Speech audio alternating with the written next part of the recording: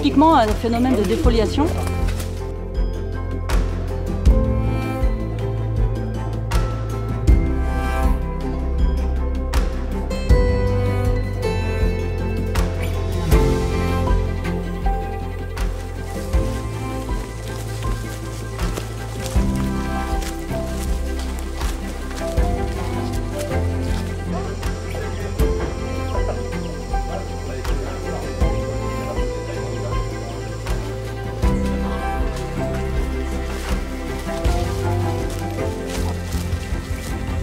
Aujourd'hui, je participe à une mission d'étude du dépérissement forestier qui a été observé il y a quelques années. Enfin, c'est très récent. L'idée, là, c'est de pouvoir identifier les arbres et de voir quels sont les arbres impactés par ce dépérissement, dont on ne connaît pas encore réellement la cause. Le dépérissement, c'est plus un phénomène qui est lié à la mortalité de l'arbre. Donc l'arbre va, sous certaines conditions, perdre ses feuilles et dépérir. Il ne sera plus en mesure de produire de nouvelles feuilles et il meurt complètement.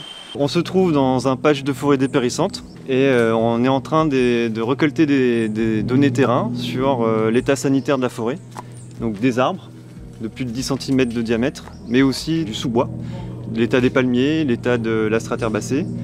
On est vraiment là dans un protocole exploratoire pour essayer de comprendre comment a réagi la forêt face au dépérissement.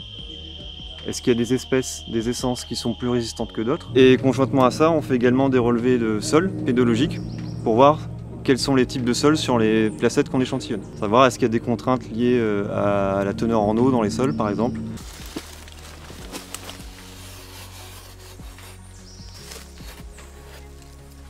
C'est plutôt argilo-sableux. C'est pas non plus un sol complètement contraint, mais il y a quand même un horizon qui empêche l'eau de circuler normalement. C'est la première fois en Guyane qu'on observe des phénomènes de dépérissement comme ceux-ci.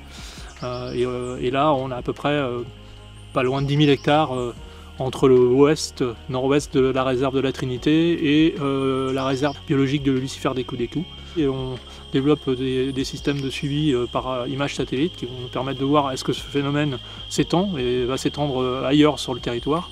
Et là, un gros et effectivement, il n'est pas défolié partout. Du coup, on fait une placette là?